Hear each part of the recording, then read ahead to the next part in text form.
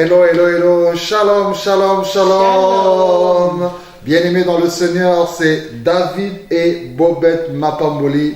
Nous sommes là pour votre émission Deux valent mieux qu'un. Une émission destinée à tous les mariés, à tous les fiancés et à tous les célibataires qui aspirent au mariage.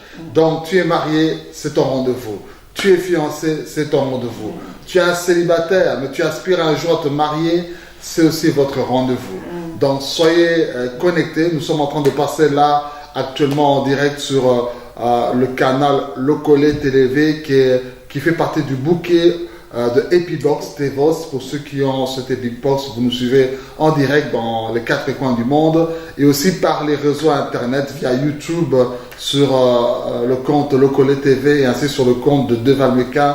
Cette vidéo est en train de passer pour pouvoir vous bénir abondamment. Alors aujourd'hui, quel est le sujet, chérie, que nous voudrons parler? Tu peux un peu dire quel est le thème que nous voulons adresser à notre public, à nos frères et nos sœurs? Et le thème d'aujourd'hui, c'est que Dieu nous a mis à cœur de parler avec mon mari, c'est quitter ses parents pour s'attacher à son mari, ou à sa femme, ou à son partenaire. Donc c'est ça le sujet d'aujourd'hui. Alléluia. Donc quitter ses parents pour s'attacher à son partenaire. Alors nous allons lire un passage ensemble sur cela. On va lire dans le livre de Genèse 2, 24. On va lire ça avec vous. Alors la Bible déclare ceci dans Genèse chapitre 2, le verset 24. C'est pourquoi l'homme quittera son père et sa mère pour vivre avec sa femme. Dans d'autres versions, on dit pour s'attacher à sa femme. Et les deux deviendront comme une seule personne. Et donc dans d'autres versions, on dit qu'une seule chair. Donc nous avons ce texte-là. Et comme ma femme a dit, nous voulons parler sur quitter son père et sa mère pour s'attacher à son partenaire. Parce que nous voyons que beaucoup de gens se sont mariés, mais jusqu'à présent, ils ont toujours des difficultés à pouvoir se détacher. C'est comme un peu quand un enfant sort du ventre de sa maman, il y a un cordon, qui est là. Et ce qu'on fait, c'est qu'on coupe le cordon. Mais on a l'impression qu'il y a des gens il y a toujours un cordon ombilical qui reste toujours. Et donc, nous voulons voir avec vous quelques points qui vont nous faire comprendre ce que signifie quitter et ce qui ne signifie pas quitter. Parce qu'il y a certaines personnes qui ne comprennent pas qu'ils doivent quitter. On va leur faire comprendre la signification de cela. Et il y a aussi certaines personnes qui ont tordu ce passage biblique. Ils sont en train de vivre un mode de vie, ils pensent que non, c'est ça, quitter ses parents. Or, en réalité, cela n'est pas correct devant les yeux de Dieu et Dieu va pouvoir t'éclaircir au travers de la parole de Dieu. Alors, le premier point que je voudrais aborder, ma femme va me compléter dans ce que je dirais, c'est que quitter signifie d'abord cesser de dépendre de ses parents. C'est devenir indépendant de ses parents à tout niveau. C'est vrai. Je voudrais donner une petite illustration. Je suis africain, d'origine au Congo. Mon pays a été d'abord dirigé par le royaume de la Belgique. Pour vous qui êtes peut-être gabonais ou ivoiriens, vos pays ont été dirigés par la colonie française. Pour ceux qui sont angolais, vos pays ont été dirigés par le Portugal. Pour ceux qui sont nigériens, vos pays ont été dirigés par la Grande-Bretagne. Et ces grandes nations, ces grands empires, ces grands royaumes coloniser nos nations. C'est-à-dire qu'on devait penser comme eux, on devait s'habiller comme eux, on devait tout faire comme eux le disent. Mais il y a un jour où nos ancêtres ont dit que non, nous devons prendre notre destin en main et pouvoir être libres. Et ils ont pris leur indépendance. Mais nous constatons qu'il y a beaucoup de gens aujourd'hui, chérie, c'est qu'ils vivent dans le mariage, mais ils sont toujours colonisés par leurs parents ou par leurs beaux-parents. Ils sont pas détachés de leurs parents. Ils ne sont toujours pas détachés, ils sont toujours colonisés. Et vous verrez que ce sont des personnes peut-être qui ont déjà fait même 10, 20 ans, 30 ans, 15 ans dans leur mariage. Ils ont même déjà des enfants déjà à l'âge adulte, mais leurs parents, leurs beaux-parents les colonisent toujours. Et donc Dieu veut vous aider à comprendre que quitter, c'est d'abord cesser de dépendre de vos parents. C'est afin de pouvoir vous attacher à 100% à votre femme. Pas t'attacher à 50%, parce que certaines personnes qui est attaché 50% à sa femme et 50% à sa maman, ou 25% à son mari et 75% à sa mère. Mais Dieu veut que tu quittes ton père et ta mère pour t'attacher à 100% à ton partenaire. Wow. C'est là où on voit que le mariage, c'est pas pour les enfants, c'est pour les gens matures, hein? Les gens qui sont matures. Donc le mariage, quand tu rentres dans le mariage, tu dois être mature. Donc tu n'es plus un enfant. Tu dois plus te dépendre à tes parents ou à tes sœurs parce qu'ils ont peut-être l'argent ou bien parce que toi, comme tu es dans le mariage, mais tu n'as pas encore le travail et tout. Donc, comme tu dépends d'eux financièrement, donc c'est eux qui dirigent maintenant ta famille. Non, non. Moi, je me rappelle, quand on a commencé notre mariage, on n'avait rien. On n'avait vraiment rien, mais on était là. Je ne sais même pas si ma famille savait que je souffrais, quoi. À ce moment-là, parce qu'il n'y avait rien, on n'avait pas à manger. Vraiment, c'était vraiment des moments de galère. Mais lorsqu'on nous voyait, on était toujours heureux. On était toujours, même si ma mère me demandait, est-ce que tu as mangé aujourd'hui? Qu'est-ce que tu as fait? J'ai inventé même des choses parce que je ne voulais pas que ma famille sache. Donc, quand on se marie, donc tu acceptes la condition pour laquelle maintenant vous vivez, quoi, avec ton mari. Donc, c'est plus d'appeler la famille, d'appeler les sœurs, maman ou papa pour un soutien. Donc, je crois que c'est vous deux. C'est très important, ça, vraiment l'indépendance avec vos familles sur le plan financier. Même si peut-être papa ou maman est millionnaire, mais il faut que vous-même vous puissiez, pas tout le temps, ils peuvent de temps en temps vous apporter un petit secours, mais vous devez vous-même montrer que vous êtes responsable. Comme l'a dit ma femme. Alors la deuxième chose que nous voulons vous faire comprendre, c'est que quitter son père et sa mère pour s'attacher à sa femme signifie de fonder un nouveau foyer avec vos propres règles de conduite. Alléluia. Sans pouvoir être manipulé par ton père, par ta mère, par tes frères, par tes sœurs ou bien par ta belle famille. Vous verrez des gens, ils ont fondé leur mariage, ils vivent peut-être à Paris, leurs beaux-parents est peut-être à New York, et ils fondent leur foyer, mais ils ne sont pas libres de mettre leurs règles qu'ils veulent dans leur foyer. Les parents qui sont à New York, c'est comme s'ils ont une télécommande sur laquelle ils appuient et ils commandent à distance les jeunes mariés qui sont à Paris. Donc s'ils appuient sur le bouton jaune, boum, les mariés se disputent. Ils appuient sur le bouton vert, les mariés se frappent. Ils appuient sur le bouton rouge, la femme ne nourrit plus son mari. Il appuie sur le bouton orange, le mari ne donne plus l'argent à sa femme. Et il appuie sur le bouton grise, la femme dit que non, tu ne vas plus toucher mon corps, tu ne vas plus avoir d'attouchement sexuel avec moi. Donc les règles viennent de dehors. C'est eux qui donnent les règles là-bas. Or, bien aimé, quand vous quittez père et mère, c'est pouvoir créer aussi vos propres règles. Papa et maman ont fondé leur foyer avec leurs règles, qui nous les respectons, mais à votre tour aussi, vous avez aussi vos propres règles. C'est vrai que vous pouvez peut-être imiter certaines règles de chez eux qui peuvent être bons pour vous, mais vous devez savoir vos propres règles dans votre couple, que c'est que toi et ta femme, vous vous êtes accordés et que ce ne soit pas que tu sois manipulé par ta maman ou manipulé par ton papa. Quoi. Et les règles que vous faites entre vous, donc il faut que les autres le respectent aussi. Voilà, parce qu'il y a des fois, on a nos règles à nous, mais les familles viennent pour un peu manipuler et tout. Donc il faut que les règles de vos foyers restent. Un exemple qu'on peut donner, c'est comme si on s'est donné la règle, bon, pour l'instant, tu travailles, je travaille, mais on ne va pas prendre de maison à crédit, on ne va rien faire. Pour l'instant, on travaille. Ce n'est peut-être après X temps qu'on va pouvoir faire cela. Mais maintenant, comme dans ta famille, peut-être tous tes frères ou toutes tes sœurs ont déjà leur maison. Ta maman ou bien tes parents veulent aussi que toi, tu aies aussi maintenant une maison à tout prix maintenant. Maintenant, ils t'imposent de pouvoir acheter une maison tout de suite. Alors que vous, dans vos projets, ce n'est pas tout de suite. On avait peut-être mis un temps, on avait dit peut-être dans 5 ans ou dans 10 ans, on achète, parce qu'en entendant, on veut économiser. Maintenant, ils vous poussent à faire certaines choses que vous ne voulez pas. Ouais.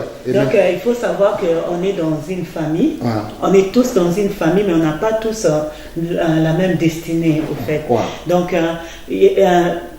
tes sœurs ou tes frères peuvent avoir beaucoup d'argent, où leur projet était d'acheter la maison à ces moments-là.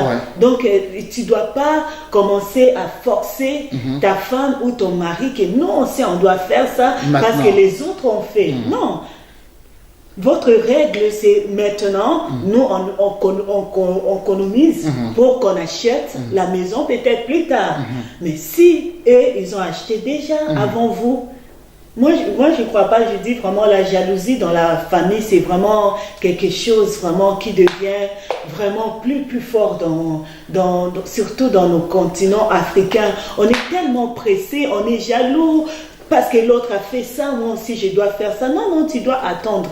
Si toi, tu n'as pas encore l'argent pour faire quelque chose, dans votre couple, dans votre programme, si vous n'avez pas encore l'argent pour faire d'autres choses, il ne faut pas faire seulement parce que les autres ont fait. Chacun fait son chose à son temps. Donc, et ils ont acheté, et ils ont fait ça. Moi aussi, j'attends le moment où le Seigneur va nous bénir, moi et mon mari, on va aussi faire ça.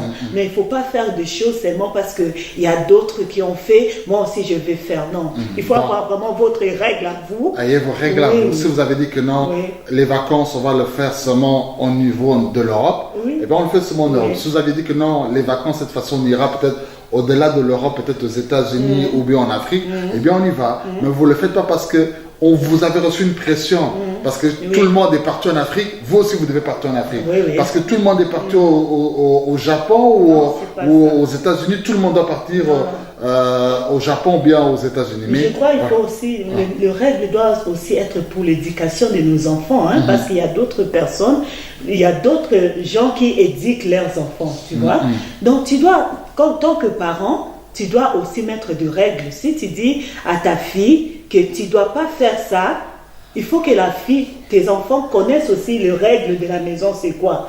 Parce que des fois, on vit, il y a d'autres personnes qui mettent des lois pour tes enfants. Donc toi-même, maman, tu n'as même pas, tu es incapable même d'éduquer tes enfants. Donc on doit avoir les règles dans tout, dans le finance, dans l'éducation de nos enfants, dans nos ménages, dans tout. Donc vraiment, les règles doivent venir de nous et pas de dehors. Amen, amen. Alors, le troisième point que nous voulons aussi dire, c'est que quitter ton père et ta mère ne signifie pas mépriser ta famille, mépriser ton père, mépriser ta mère, mépriser ta belle-mère. C'est-à-dire que mépriser, c'est-à-dire ne pas donner de l'honneur, ne pas respecter. Et il y a un passage dans la Bible, quand vous lisez dans Éphésiens chapitre 6, le verset 1 à 3, qui nous dit « Honore ton père et ta mère. À cela est attachée la promesse que tu vivras longtemps sur la terre. » Donc ici, Dieu dit que nous devons honorer ton père et ta mère. C'est-à-dire que qu'ils soient voleurs, qu'ils soient criminels, qu'ils soient même sorciers, qu'ils soient impudiques, qu'ils soient idolâtres, méchantes, Dieu te demande de honorer ton père et ta mère. Et de même aussi, non seulement ton père et ta mère, mais aussi ton beau-père et ta belle-mère. C'est-à-dire que même si avec ta belle-mère, elle n'est pas comme ta propre maman, mais tu dois l'honorer. Même si ton beau-père il a un caractère difficile, tu dois pouvoir l'honorer. Et la Bible dit que c'est à ce moment-là que vous aurez une longue vie et que vous prospérerez. Et donc nous voyons beaucoup de couples aujourd'hui, chérie, qui ne prospèrent pas. Il n'y a pas une longue vie parce que ce principe-là n'est pas respecté. Ils ne savent pas honorer. Alors certains me diront, mais comment puis-je honorer mon père, ma mère, mon beau-frère ou ma belle-sœur? L'honneur, c'est d'abord, premièrement, dans vos pensées. Deuxièmement, au travers de vos paroles, il faut l'exprimer. Je donne un exemple. Souvent, quand la date de mon anniversaire arrive, ma femme appelle ma mère au téléphone et elle dit ah, maman, en tout cas, bon anniversaire. Puis maman dit ah, mais c'est pas mon anniversaire, c'est l'anniversaire de mon fils, ton mari. Et puis elle dit oui, c'est l'anniversaire de mon mari, mais sauf que si aujourd'hui j'ai cet homme-là, c'est parce que toi, tu as gardé cet homme en vie pendant 9 mois dans ton ventre. Et je voudrais te dire aussi merci pour cela. Donc, comme ma femme fait cela, elle honore ma mère. Et là, la maman ne peut dire que non. En tout cas, longue vie à votre couple, prospérer. Et là, le couple va de l'avant. Ça peut être aussi, pas seulement par les paroles, mais ça peut être aussi par des actes. Tu peux offrir un cadeau en signe de reconnaissance. Maman prend ce vêtement, prend cet argent-là. C'est un signe qui prouve que on manifeste de la reconnaissance auprès de nos parents. Donc, il faut toujours les honorer, hein, parce que c'est nos parents. Il peut être méchant, il peut être, comme mon mari vient de dire, sorcier et tout, mais nous, on doit faire notre rôle en tant qu'enfant. Quand toi, tu fais ton rôle, et même si ils font pas, ils t'ont pas donné beaucoup d'amour, hein, si même ils sont sorciers, même si, mais quand toi tu fais ton rôle, le Seigneur te voit, il dit que non. Dans ma parole, je dis que je vais bénir ou je vais donner la vie, longue vie à mes enfants qui vont obéir à leurs parents. Tu verras que tu vas vivre longtemps. Ils ne peuvent rien sur toi parce que toi, tu manifestes l'amour à ces parents-là. Donc, nous devons toujours les honorer, même avec le peu que nous avons. Donc, il faut les honorer parce que je sais que les gens peuvent dire que surtout le belle-mère, les gens, comment ils disent toujours que les belles-mères sont compliquées, sont méchantes et tout là. C'est vrai, ils peuvent être méchantes, ils peuvent être même vraiment comme toi, tu sais, ce que tu penses tu passes avec ta belle-mère, mais le Seigneur nous demande à les honorer. Donc toi, tu vas faire ton rôle, même si tu ne les aimes pas, mais les rôles là que tu es en train de faire, de les honorer, un jour, même s'il te fait le mal aujourd'hui, il te fait le mal, mais toi tu rends toujours le bien dans tous ces mal-là, un jour le Seigneur va te défendre. Donc toi, continue toujours, ne te fatigue pas à les honorer, fais toujours du bien. C'est vrai, ça te fait mal, mais continue à les honorer et le Seigneur va te payer. Parce qu'il y a toujours un paye. Après tous les travaux qu'on fait, il y aura toujours un paye à la fin.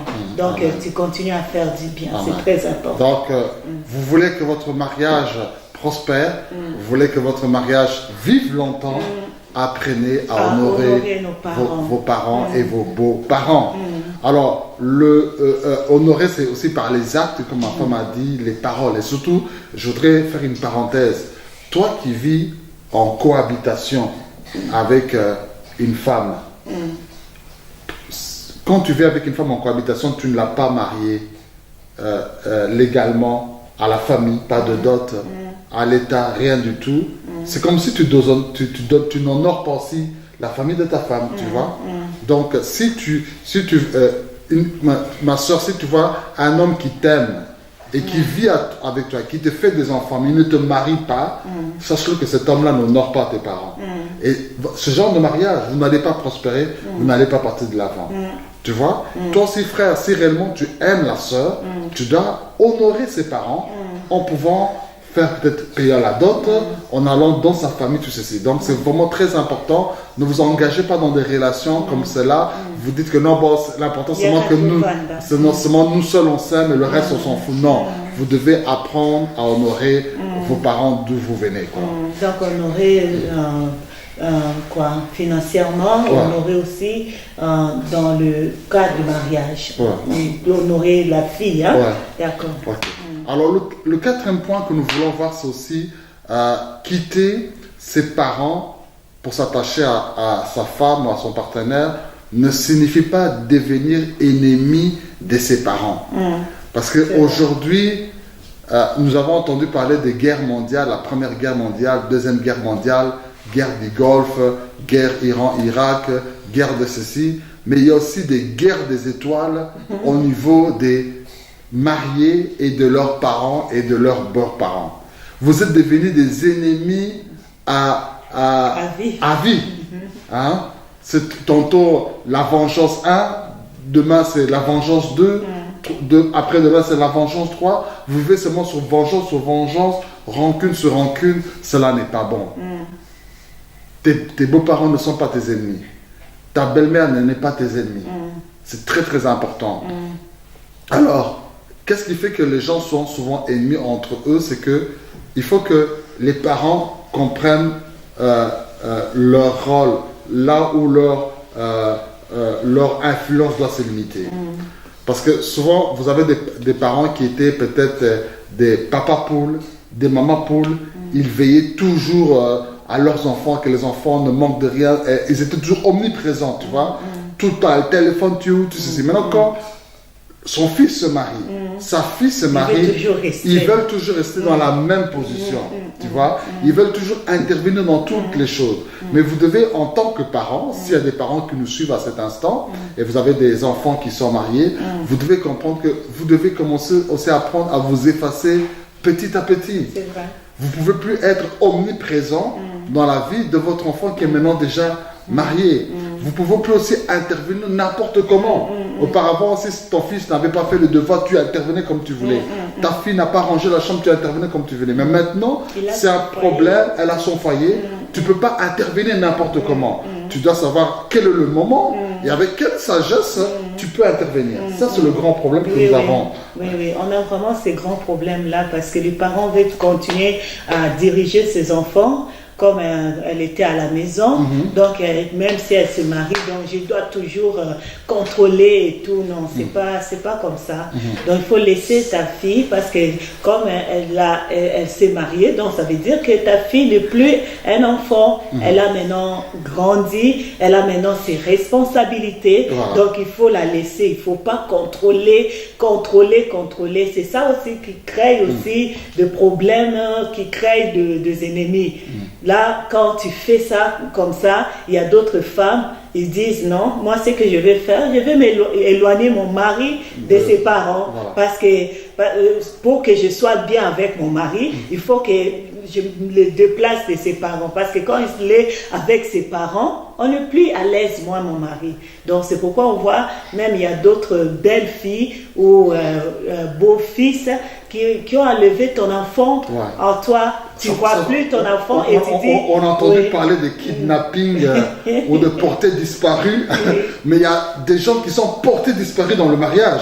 Quand il n'était pas marié, vous vous fréquentiez, vous vous voyez, tout et tout là, mais depuis qu'il a marié cet homme-là, depuis qu'il a marié cette femme-là, à cause de cette guerre qui est entrée avec les parents et les belles familles, bien, le mari a été kidnappé, la femme a été kidnappée, et on ne les voit plus. Même pour téléphoner, tu ne l'as plus. Pour le rendre visite, tu ne peux plus. Donc, c'est tout un problème. Donc, vraiment, il faut arranger de ces côtés. Il faut vraiment arranger. Donc, vraiment, les parents, comprenons ce côté-là, que nous sommes toujours là, mais nous ne pouvons plus être omniprésents. Si autrefois, il y avait un problème, j'appelais mon fils, il devait venir le même jour. Je dois comprendre maintenant qu'il est marié, il ne viendra pas peut-être le même jour parce qu'il a des engagements, il a une femme, il a aussi des enfants qu'il élève, il viendra quand le moment est propice. Alors, toujours dans cette option où on est en train de parler sur les parents ne doivent pas être des ennemis, ne signifie pas faire de tes parents ou de tes beaux-parents des ennemis, mais il faut aussi que les mariés eux-mêmes aussi doivent savoir comment ils peuvent établir des limites à leurs parents. Parce que toi, il y a certains parents, ils s'ingèrent. Si toi, tu ne sais pas mettre la limite, eux, ils vont toujours continuer à s'ingérer. Il faut savoir que mais auparavant, vous arrivez jusqu'à ce niveau-là. Mais maintenant que je suis arrivé, vous ne pouvez plus franchir la ligne rouge. Tu vois? Il y a beaucoup de gens qui nous regardent, qui demandent comment, parce qu'ils ont essayé, mais ils ne savent pas quoi faire. Mais comment ils vont faire? Voilà, donc, pour établir des limites, moi, le conseil que je donnerais, c'est que quand vous êtes dans un couple, par exemple, moi, en tant qu'homme, c'est moi qui va établir des limites au niveau de ma famille à moi. Pas dans ta famille à toi, mais au niveau de ma famille, j'établis des limites. C'est-à-dire que non, ces limites-là, vous ne devez pas dépasser. Vous ne pouvez jamais, c'est moi qui leur dirai, il ne faut pas insulter ma femme, il ne faut pas crier sur ma femme, il ne faut pas faire de telle chose là, tu vois. Et quand c'est moi qui établis cette limite-là, ils vont pouvoir respecter aussi ma femme. Ma femme va pouvoir être protégée, tu vois. Par contre, si je te laisse, toi, être devant et faire cette loi dans ma famille, toi, on va te criminaliser. Ils verront que non, lui c'est notre frère, mais elle c'est elle notre amie, on doit la tuer. Donc, de même aussi dans le sens inverse, toi aussi dans ta famille, c'est toi qui, au niveau de ta famille, tu mets des limites. Afin que moi je puisse être protégé de ce côté-là, tu vois. Et que quand ils voient le mal, ils ne voient pas par rapport à moi, mais ils verront ça en toi. Mais comme tu es leur soeur, tu es leur fille, ils ne verront pas ça en mal. Mais si c'est moi qui me mets debout, ça sera toujours un problème. Donc il faut savoir protéger ton mari en mettant toi-même des limites à ta propre famille. Et toi aussi, tu dois aussi protéger ta femme en mettant des limites à ta propre famille. Là, c'est vraiment très important et ça va permettre qu'il y ait la paix et ça va permettre à ce que ta femme ne soit pas l'ennemi de tes parents et ton mari ne soit pas l'ennemi aussi de tes parents à toi. Parce qu'il y a d'autres familles qui viennent à la maison, ils ne demandent même pas la nourriture à la femme, ils viennent et tout. Donc c'est la maison de mon fils. Donc je dois prendre tout ce que je veux parce que c'est la maison de mon frère, de mon frère ou bien quoi. Non, il faut des limites, il faut du respect. Quand tu viens dans la maison de ton frère ou de ta soeur, où tu viens, parents, moi, je me rappelle, je pense à un exemple, mon propre père de son vivant, et un temps il avait pris les enfants de ses grands frères, ils étaient déjà très âgés tout là, et maintenant qu'est-ce qu'il avait dit, il préparait la nourriture, ma mère préparait la nourriture, on mangeait, mais il y avait des fois aussi, ses neveux n'étaient pas là à l'heure du repas. Tu vois? Alors, des fois, ils revenaient des études à n'importe quelle heure et ma mère devait encore, à part avoir préparé à midi où nous tous on avait mangé avec papa, elle doit encore préparer aussi pour les neveux qui venaient de l'université. Et mon père a appelé ses neveux, il a dit écoutez, c'est ça la dernière fois. Quand vous devez manger, c'est à l'heure où tous on mange ici. Si tu ne viens pas manger à cette heure-là, ma femme ne sortira pas pour vous préparer. Mais vous-même, vous allez partir à la cuisine, préparer votre semoule et vous mangez. Tu vois? Et ça a protégé ma mère. Ils ont toujours eu du respect pour ma mère. Ils n'ont jamais dit quelque chose parce que c'était leur propre papa qui leur a parlé de cela. Mais si mon père avait dit non, je laisse, toi, ma femme, il faut leur dire cela. Ils allaient dire que le papa l'oncle il est bien, mais la femme de l'oncle est mauvaise, tu vois. Donc c'est nous qui devons savoir protéger notre épouse ou notre mari auprès de nos familles. Alors, le cinquième point, l'avant-dernier point, c'est quitter ne signifie pas abandonner ses parents. Là aussi, il y a un grand problème que nous avons. La Bible déclare dans 1 Timothée chapitre 5, le verset 4, que Paul dit que les veuves, s'il y a des veuves et des veuves dans l'église, avant que l'église puisse prendre charge d'eux, il faut que leurs propres enfants, s'ils sont vivants, qu'ils prennent charge de leurs parents qui sont veuves. Il faut qu'ils remettent ce que leurs parents ont fait pour eux. Maintenant, nous constatons aujourd'hui, c'est que les gens se marient, la vie est belle, on est tout le temps à Dubaï, on est en Chine, on est à Paris, on est à New York, on achète des voitures, on mange, on fait plein de comment on appelle ça, des photos selfie et on met ça sur les réseaux sociaux et maintenant tout le monde est épaté, mais ce couple est merveilleux. Maintenant le jour on te montre maintenant là où vit la maman du mari, ou quelle est la condition dans laquelle vit le papa de la femme, tu dis, tu es étonné. Mais comment ils ont pu abandonner leurs parents comme ça là? Or, la Bible déclare que nous ne devons pas abandonner nos parents. C'est-à-dire que le mariage, c'est vrai que tu vas prendre soin de ta femme, tu vas prendre soin de ton mari, vous allez vous occuper de vos enfants. Mais n'oubliez pas que pour que vous soyez ce que vous êtes aujourd'hui, il y a des gens qui ont pris soin de vous, qui vous ont fait étudier, qui t'ont lavé, qui vous ont nourri, qui vous ont soigné quand vous étiez tombé malade. C'est que ton mari n'a pas fait. Peut-être c'est même, on doit faire un calcul à la calculatrice, les dépenses et le temps que peut-être tes parents ont fait, c'est pas ce que ton mari a fait pour toi. Dans l'éducation que tu as aujourd'hui, Ah. ça dépend de ces parents-là. Donc, les parents de ta femme ou de ton mari. Donc, qui ont ils beaucoup ont investi. éduqué, oui. Alors, Donc, ce que Dieu demande maintenant, c'est que ce que ces gens ont fait, c'est que quand ils sont devenus vieux, quand ils n'ont plus les moyens financiers, quand ils sont peut-être veuves, quand ils sont malades, nous devons pouvoir prendre soin d'eux. Tu vois? Et la Bible nous montre des exemples. On voit Jésus-Christ qui est parti dans la maison de Pierre. La Bible dit que Jésus-Christ a guéri la belle-mère de Pierre. Donc c'était la maman de la femme de Pierre. Donc on voit que Pierre prenait soin de... Elle était d'abord dans la maison de Pierre. Et puis Pierre a présenté sa belle-mère auprès de Jésus pour qu'on guérisse sa belle-mère. Donc on voit que Pierre prenait soin d'elle et il se souciait de sa belle-mère. On voit aussi même Jésus-Christ lui-même qui a dit à la croix, il a dit à son disciple Jean, il a dit, Jean, voici ta mère, Marie qui était la maman de Jésus. Et puis il dit, Marie, voici ton fils. Et quand Jésus meurt, la Bible souligne que depuis ce jour-là, ce disciple a pris soin de Marie. Il l'a amené dans sa maison. Il s'est occupé maintenant de la maman de Jésus-Christ jusqu'à la fin de sa vie. Donc, bien aimés, nous devons pouvoir nous occuper de nos familles. Quand on parle aussi d'occuper, il faut s'occuper de nos parents. C'est pas seulement aussi faire des choses que tu ne peux pas faire aussi, parce que des fois tu n'as pas aussi des moyens financiers et tout là.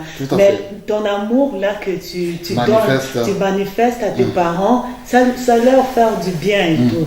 Même si ta mère, moi je sais, il y a une sœur, tout le samedi là, elle est toujours en train, elle part toujours chez sa maman pour lui faire la semoule.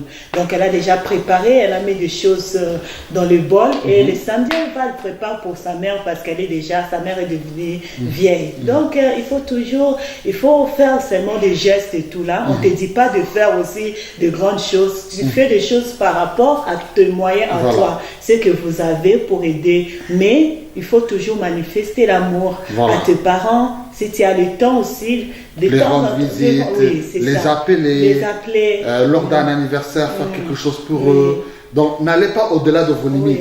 C'est-à-dire que c'est Dieu qui pourvoit, c'est Dieu qui peut prendre soin. Mais quand vous avez la possibilité, aidez-les. Quand il n'y a pas aussi, ne vous endettez pas. Faites comprendre aux parents que non, pour l'instant, on n'a rien. On va prier le Seigneur que Dieu va aider. Mais dès qu'on aura quelque chose, on pourra aussi vous aider. Parce que si vous voulez toujours montrer que non, nous, on est toujours capables, ça va aussi créer maintenant des problèmes dans votre propre foyer. Il y a beaucoup de foyers aujourd'hui qui sont détruits pour ce genre de comportement. Mais chérie, aussi, c'est un problème très important il faut aussi, c'est que des fois dans un couple, c'est la femme, elle pense à sa famille, elle aide toujours sa famille. Mais lui-même, le mari, il ne pense jamais à aider sa propre famille. Même, je crois, c'est à la femme aussi, parce qu'il y a d'autres maris, ils ne pensent pas, les maris des fois ne pensent pas à faire quelque chose et tout là, c'est à toi la Parce que souvent les femmes, vous avez cette nature-là facile de pouvoir penser à vos familles. Mais il y a certains hommes, quand il est marié, il ne pense plus qu'il a une maman ou un papa ou des frères et sœurs. C'est aussi la responsabilité de nous de vous aider aussi, parce qu'on est aide, non? On n'est pas aide seulement pour d'autres choses, on est aide pour tout. Hein? Donc même quand tu vois que ton mari ne fait pas des efforts de ce côtés, il faut aussi les aider. Tu dis, mon mari, je vois que ta mère, ça fait longtemps, tu ne l'as pas appelée, ça fait longtemps que tu n'as pas aidé ta mère, peut-être il faut l'appeler, il faut aider et tout. On fait ça, moi et toi, des fois, même si on veut envoyer l'argent à ta mère, je dis, tu me dis, toi tu envoies, et si aussi toi tu vas envoyer à ma mère, je dis donc, seulement. Donc, il faut faire du bien à nos parents, il ne faut pas les abandonner. Donc, si tu as quelque chose il faut vraiment, il faut les aider. Et surtout ce que ma chérie vient de dire, c'est que si toi en tant qu'homme, quand il faut envoyer peut-être de l'argent auprès de ta famille, de la famille de ta femme, prends le devant. C'est-à-dire, mettez même ça sous ton nom quand tu vas faire l'envoi sur une agence. Et comme ça fait bien. Tu vois, la famille va, notre beau-fils, hein. Mais en réalité, peut-être c'était même pas ton argent, c'était l'argent de ta femme. Tu n'avais peut-être pas l'argent, mais la femme dit que non, toi prends ça, mets ça à ma famille et tu es protégé, tu es honoré. Comme ça peut être dans le sens inverse, la femme le fait pour ma famille à moi. Et là, on respecte, on dit que non, en tout cas, cette femme, elle pense à nous et ça vous évite des problèmes. Tu vois? Mais quand tu ne fais pas ça, vous attirez des combats là pour rien dans votre couple. Alors, le dernier point par lequel nous voulons finir, c'est quitter ne signifie pas rejeter en bloc les conseils de vos parents. Ah, wow. Ça, c'est très Ne important. rejetez pas en bloc les conseils. Parce qu'il y a des couples qui sont devenus orgueilleux. Ils connaissent tout. Peut-être leurs parents n'ont pas étudié. Alors ils disent que non, on n'a pas besoin des conseils des parents.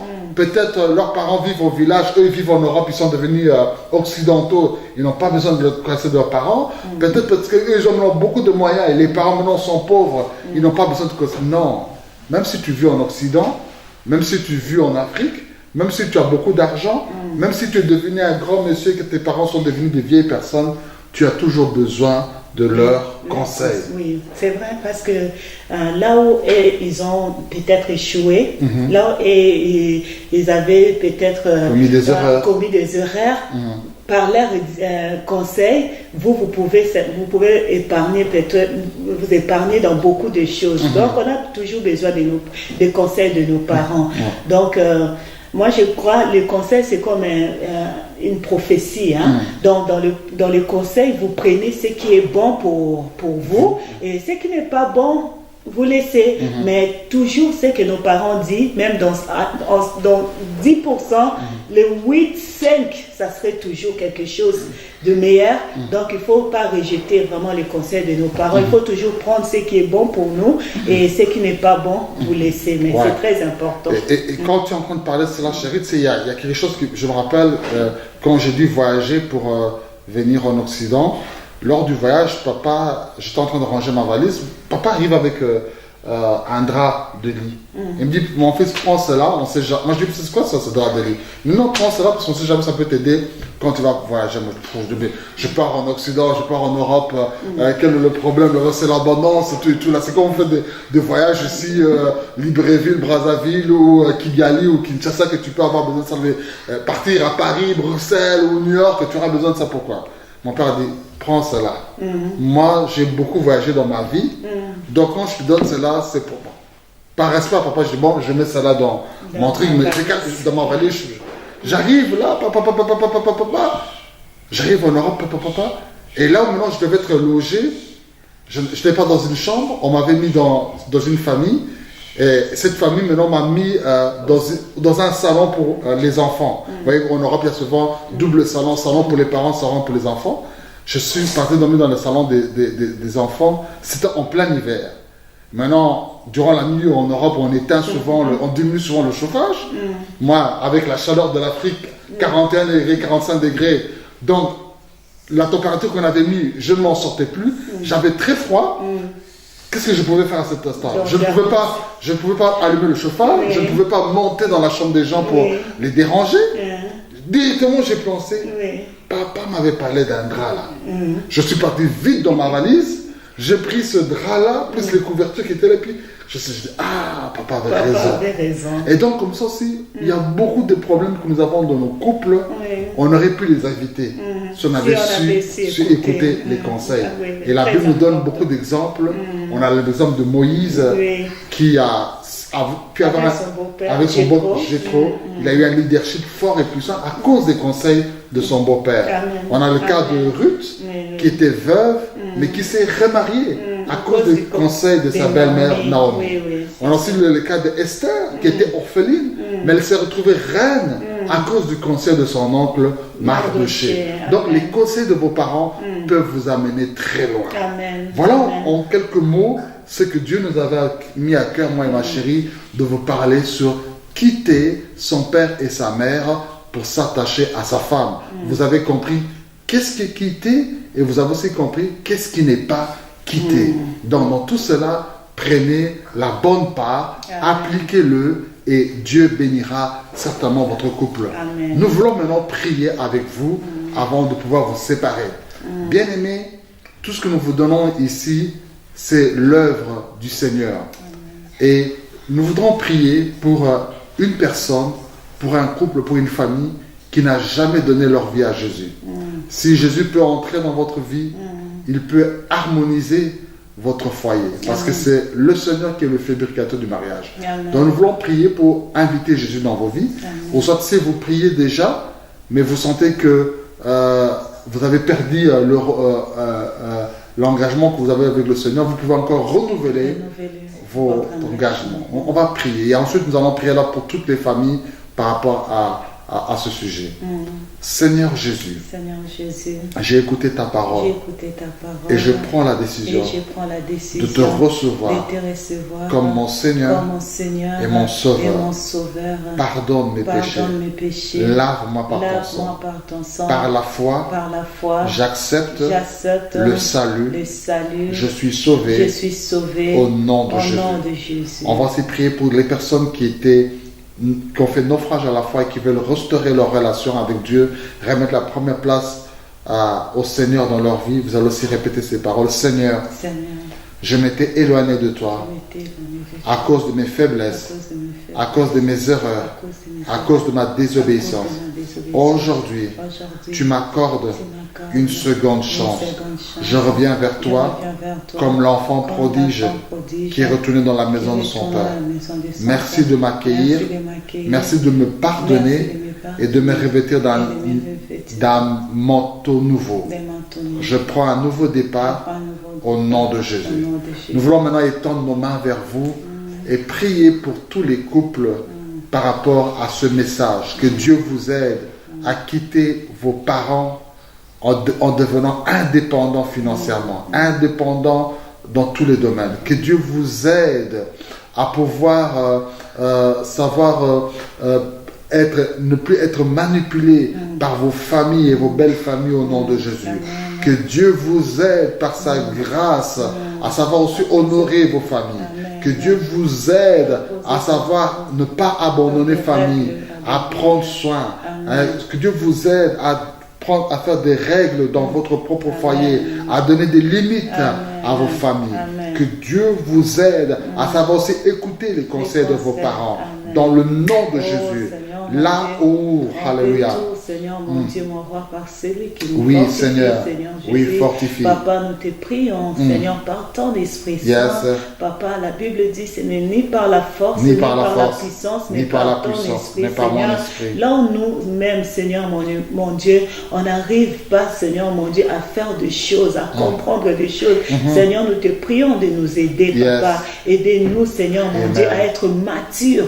Aidez-nous, Seigneur, mon Dieu, mon roi, à mettre de limites, Seigneur, dans nos foyers. Aidez-nous, Seigneur, mon Dieu, mon roi, à faire nos règles, mon Dieu, mon roi, dans nos foyers, Seigneur. À mettre, Seigneur, mon Dieu, mon roi, de règles, Seigneur, mon Dieu. Aide-nous, Seigneur, mon Dieu, à honorer nos parents, à ne pas les abandonner, Seigneur, mon Dieu. Et aide-nous aussi à écouter, Seigneur, le bon conseil de nos parents. On ne dit pas d'écouter tous les conseils, Seigneur, mon Dieu, que ça soit mauvais. Non, nous voulons écouter des bons conseils de nos enfants, de nos parents, qui va nous amener encore loin avec toi, Seigneur. Merci, Jésus. Seigneur. Papa, nous te prions, Seigneur, de nous aider, car ton esprit nous rend capables, Seigneur, mon Dieu, à faire des choses. Reçois la gloire, Papa. Merci Seigneur. Pour ce que tu fais Seigneur. Dans le famille. Au nom de Jésus. Quelqu'un peut dire Amen. Amen. Acclamons le Seigneur.